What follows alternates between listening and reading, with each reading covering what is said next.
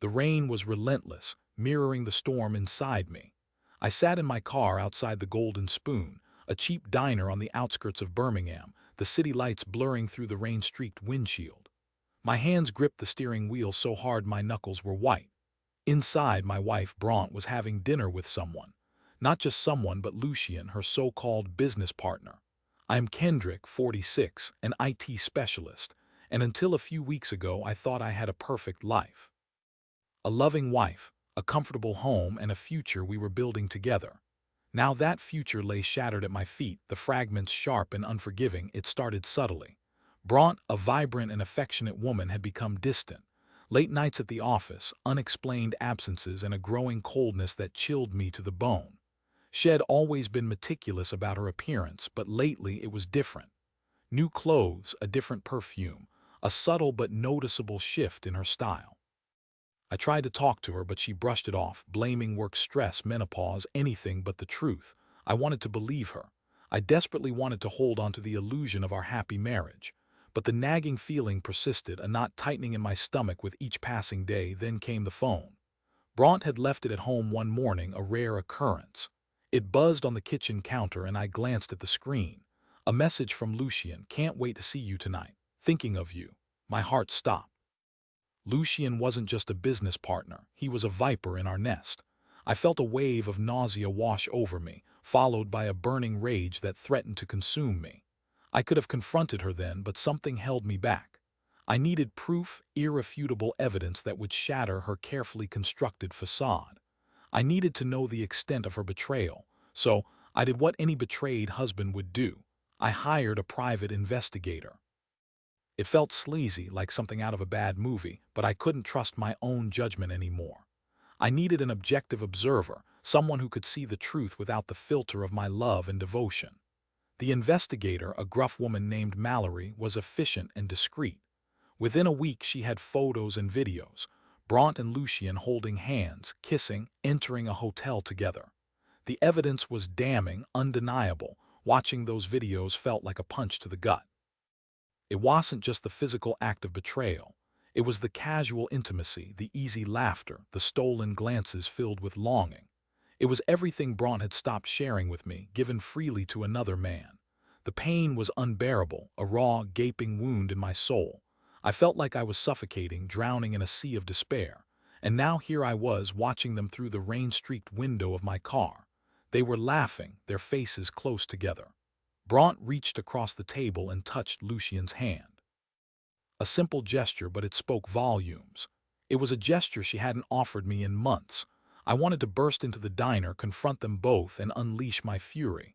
But Mallory had advised me to wait, to gather more evidence. She had a plan, a way to expose their affair in a way that would leave them both reeling. I took a deep breath, trying to control the rage that was bubbling inside me. I had to be patient. I had to trust Mallory's plan. But the waiting was agonizing, each minute stretching into an eternity. I imagined Bronte's lies, her carefully crafted excuses, the way she had manipulated me into believing her. The thought made my blood boil. The next day, Mallory called. "I've got something you need to see," she said, her voice grim. I met her at her office, a small, cluttered space above a laundromat. She handed me a file. "Lucien isn't just a business partner," she said. "He's also married." The file contained photos and information about Lucien's wife, Giselle, a successful lawyer with 2 young children. I felt a pang of sympathy for her, another innocent victim of Bronte and Lucien's selfish desires. Mallory's plan was simple but effective. We would expose the affair to Giselle, giving her the evidence she needed to confront Lucien and Bronte. I hesitated. I didn't want to cause Giselle any more pain, but I knew it was the right thing to do. She deserved to know the truth just as I had. We arranged a meeting with Giselle at a neutral location, a coffee shop in the city center. I watched as Mallory presented her with the evidence, the photos and videos that documented Bronte and Lucien's affair. Giselle's face went from confusion to disbelief to utter devastation. Tears streamed down her face as she watched the videos, her hands trembling. I wanted to reach out to her, to offer some comfort, but I knew there was nothing I could say that would ease her pain. After the meeting, Giselle thanked me, her voice choked with emotion. "I don't know what to say," she said. "Thank you for telling me the truth. I deserve to know. I nodded, unable to speak. I knew exactly how she felt. The next few days were a blur. Giselle confronted Lucien and their marriage imploded. Bronte, confronted with the evidence, finally confessed to the affair. She tried to apologize, to explain her actions, but I couldn't bear to listen. Her words were meaningless, empty promises that couldn't repair the damage she had caused. I was bored, she said, her voice barely a whisper. Our life had become so routine. I needed something exciting. Her words were like a slap in the face. I had dedicated my life to providing for her, to building a stable and loving home, and she had thrown it all away for a fleeting moment of excitement. So what now? I asked, my voice cold and distant. I want to fix this, she said, tears streaming down her face. I want us to go to counseling, to work on our marriage. I shook my head. There's nothing to fix, I said. You broke it beyond repair. I filed for divorce the next day. The process was painful and messy, but I was determined to move on with my life. Bronte fought me every step of the way, trying to salvage what was left of our marriage, but I was resolute. I couldn't forgive her betrayal, couldn't trust her again. The divorce was finalized 6 months later. I sold our house and moved to a small apartment in the city center. I threw myself into my work, finding solace in the familiar routines of my job. I started taking evening classes, learning new skills and expanding my horizons. I reconnected with old friends and made new ones.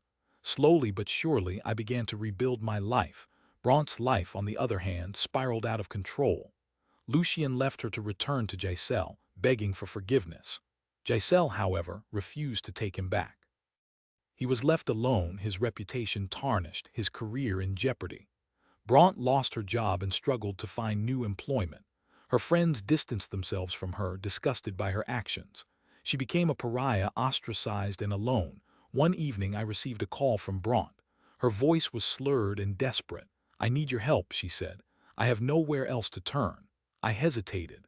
Part of me wanted to slam the phone down, to shut her out of my life forever. But another part of me, the part that had once loved her so deeply, couldn't bear to hear her suffering. "What's wrong?" I asked, my voice guarded. "I've lost everything," she said, sobbing. "I'm broke, I'm alone, and I don't know what to do." I listened to her pour out her woes, her voice filled with self-pity and regret. I felt a strange mix of emotions, anger, sadness, and a flicker of pity. But I couldn't forgive her. I couldn't forget the pain she had caused me, the betrayal that had shattered my life. "I can't help you, Bronte," I said, my voice firm. "You made your choices, and now you have to live with the consequences." I hung up the phone, feeling a sense of closure. I had finally moved on, leaving Bronte and her betrayal behind me. Years passed. I met someone new, a kind and compassionate woman named Genevieve. We fell in love and built a new life together, a life filled with trust, honesty, and mutual respect. I never forgot Bronte, but her memory faded with time, replaced by the joy and fulfillment of my new relationship. One day I received a letter from Bronte. It was a long, rambling letter filled with apologies and regrets. She wrote about her struggles, her loneliness, and her desperate desire for forgiveness. She told me that she had finally realized the magnitude of her mistake, the depth of her betrayal. She asked for nothing in return, only for my understanding. I read the letter with a heavy heart. Part of me wanted to dismiss it as another attempt at manipulation, but another part of me couldn't help but feel a sense of compassion for her. I knew that she had suffered the consequences of her actions, that she had paid a heavy price for her betrayal. I wrote her a short reply, acknowledging her letter and wishing her well. I didn't offer forgiveness, but I didn't harbor any resentment either. I had finally found peace, and I wasn't going to let the past ruin my future. One afternoon, Genevieve and I were strolling through a park when I saw her. Bronte was sitting on a bench, her face etched with sadness and regret. She looked older, worn down by life's hardships. I hesitated, unsure whether to approach her. Genevieve squeezed my hand. "Go ahead," she said, smiling. "It's okay." I walked over to Bronte and sat down beside her. We sat in silence for a few minutes, the only sound the gentle rustling of the leaves. "How are you?" I asked, my voice soft. "I'm okay," she said, her eyes filled with tears. "I'm trying to be." We talked for a while about our lives, our regrets, and our hopes for the future. I learned that she had found some peace, that she had come to terms with her past. She had started volunteering at a local charity, helping people in need. It wasn't a glamorous life, but it gave her a sense of purpose. As I stood up to leave, she reached out and took my hand. "Thank you," she said, her voice filled with emotion. "Thank you for listening. Thank you for not hating me." I smiled. "I don't hate you, Bronte," I said. "I just wish things could have been different." I walked away, feeling a sense of closure. I had finally forgiven Bronte, not for her sake, but for my own. I had released the anger and resentment that had been weighing me down for so long. I had moved on with my life, and I was finally free. As I walked hand in hand with Genevieve, I knew that I had made the right choice. I had chosen love, forgiveness, and a future filled with hope. The rain had stopped and the sun was shining brightly, illuminating the path ahead. The storm was over and I was finally at peace.